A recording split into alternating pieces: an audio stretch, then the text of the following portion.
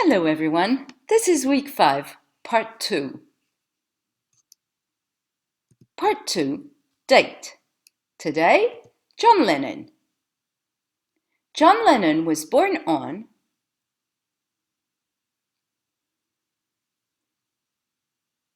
the 9th of October 1940. Repeat, the 9th of October 1940. John Lennon was born on the 9th of October 1940. Part 2, question. Encore? Yes, encore.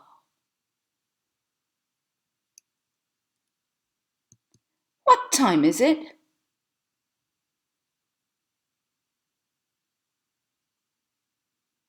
Part 2, correction. Okay, so open your notebooks. Souvenez-vous, vous deviez dire si vous préfériez un sport ou l'autre. Okay?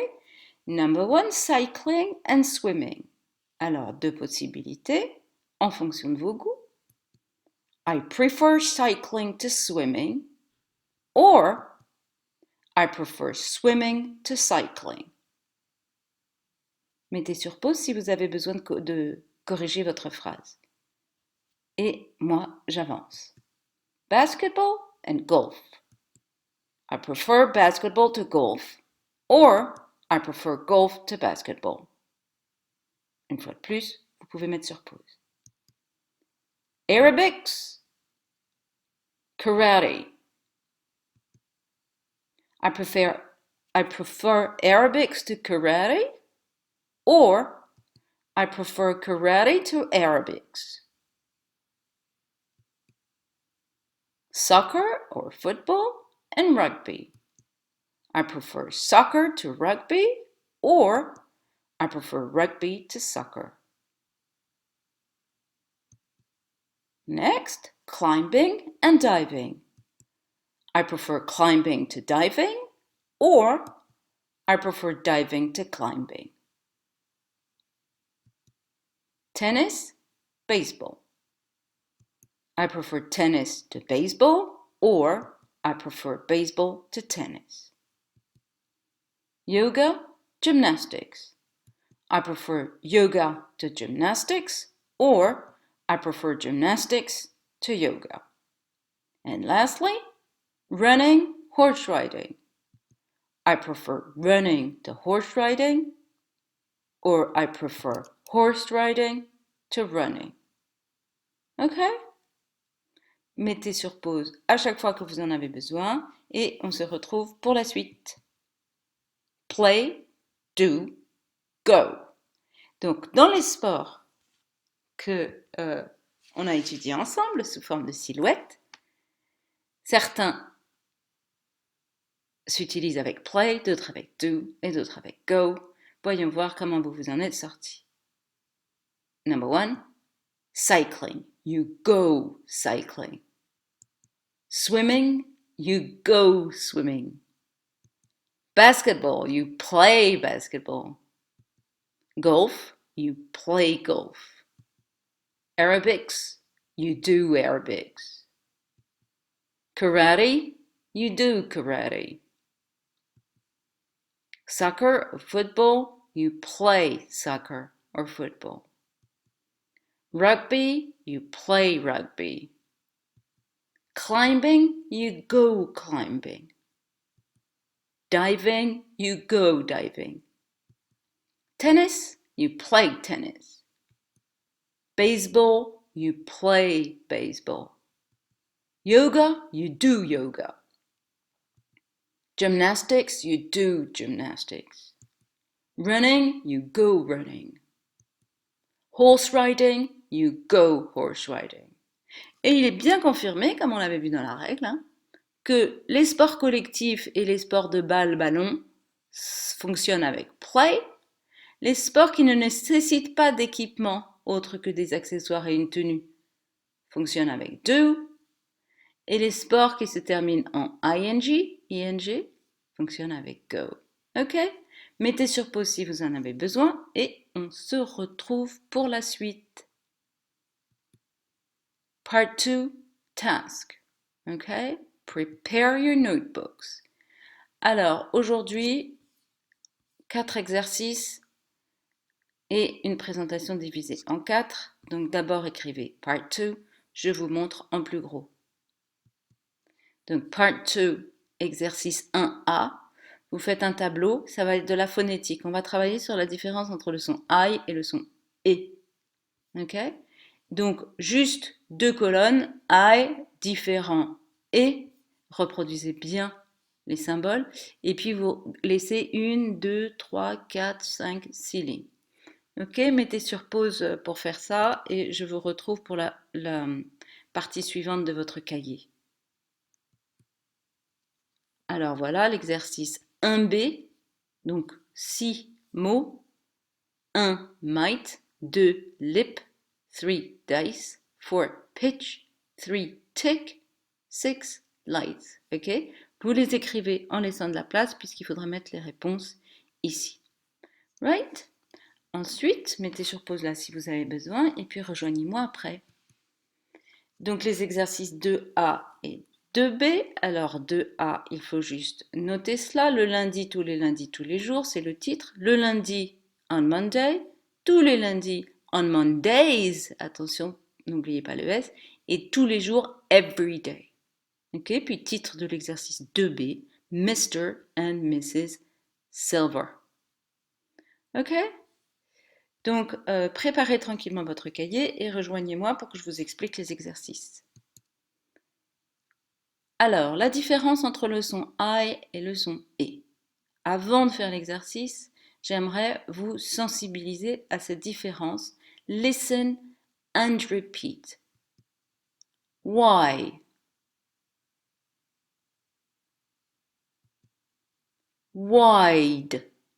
Répétez, hein. Wife. Buy. Buys. Bike. Fly. Flies. Flight. Et le son E. King. Kid. Répétez bien. Kid. Kit.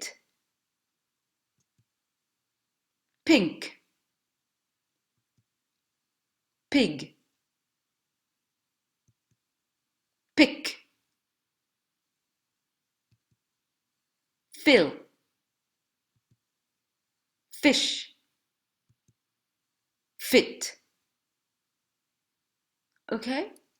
Donc, hein, pour que vous commenciez à bien avoir ces deux sons dans l'oreille.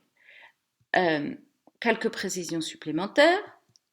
I est une diphtongue. D'accord? C'est-à-dire qu'il y a deux sons en un.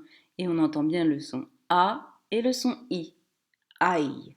Comme quand on se fait mal en français. Hein. Et n'existe pas en français. C'est un son qui est à mi-chemin entre notre et français et notre i français. Ok? Les Français ont tendance à faire deux choses. Prononcer et comme le i français et oublier de diphtonguer le I.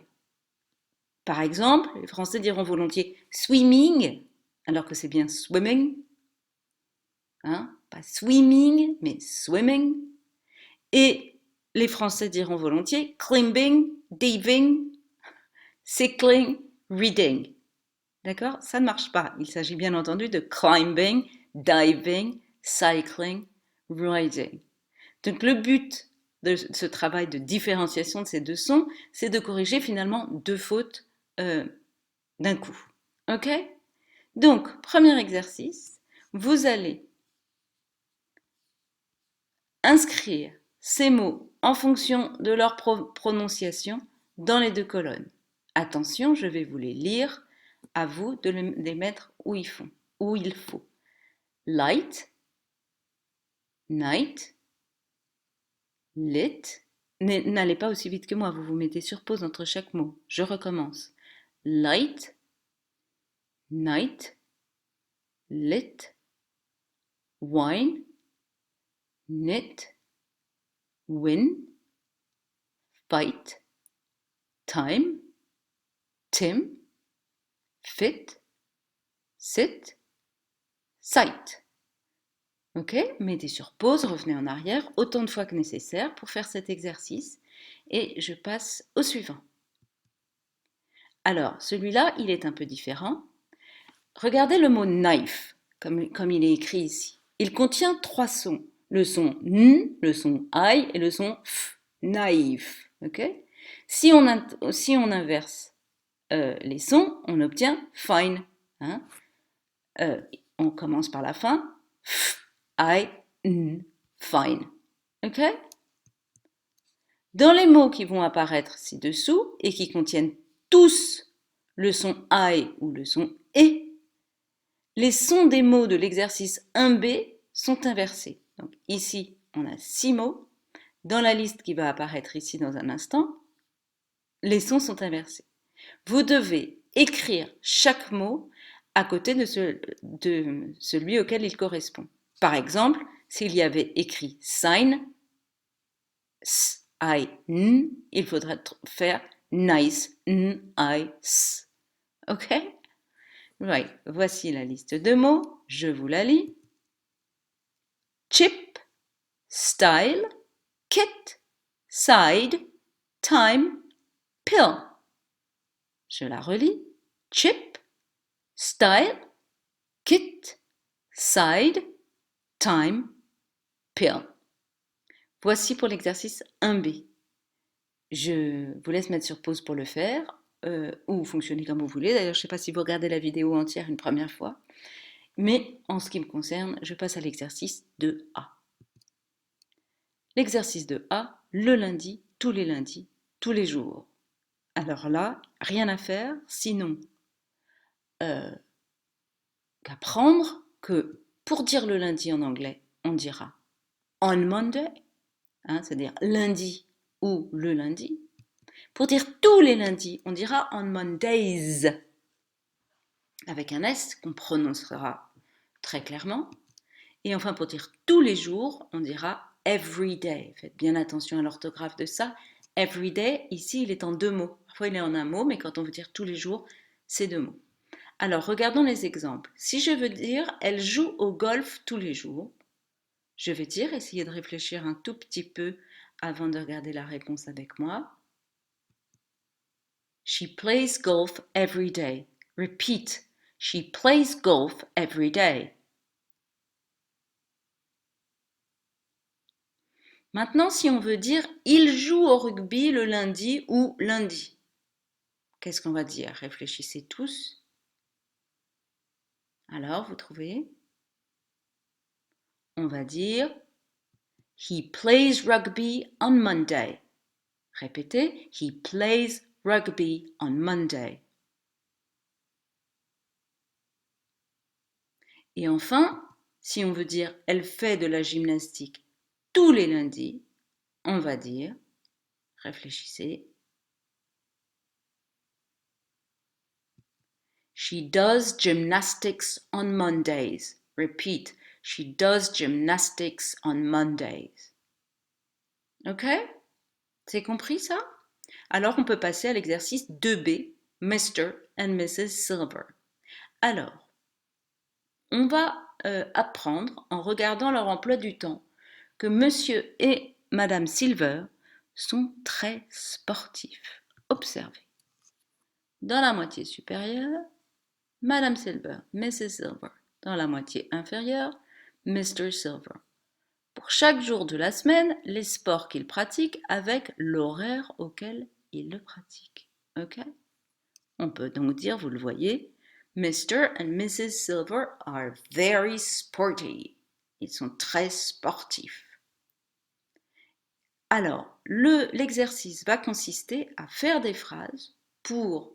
alors, attendez que je ne me trompe pas, c'est 4 phrases, non 5 phrases, je crois, par personnage. En fait, c'est autant de phrases que de sports. Oui, c'est ça, 5 phrases par personnage. 1, 2, 3, 4. Non, 4 phrases par personnage, excusez-moi. Faire des phrases pour décrire leurs activités. Donc, pour chacun, vous allez faire 4 phrases décrivant toutes ces activités en précisant le ou les jours et l'heure. Attention, l'heure en mode aiguille, hein, pas en mode digital. Alors, je vous donne un exemple, c'est encore ce qui est plus simple. Regardez ici, Mrs. Silver, tennis on Mondays and Fridays from a quarter to 9 a.m. to 10:30 a.m.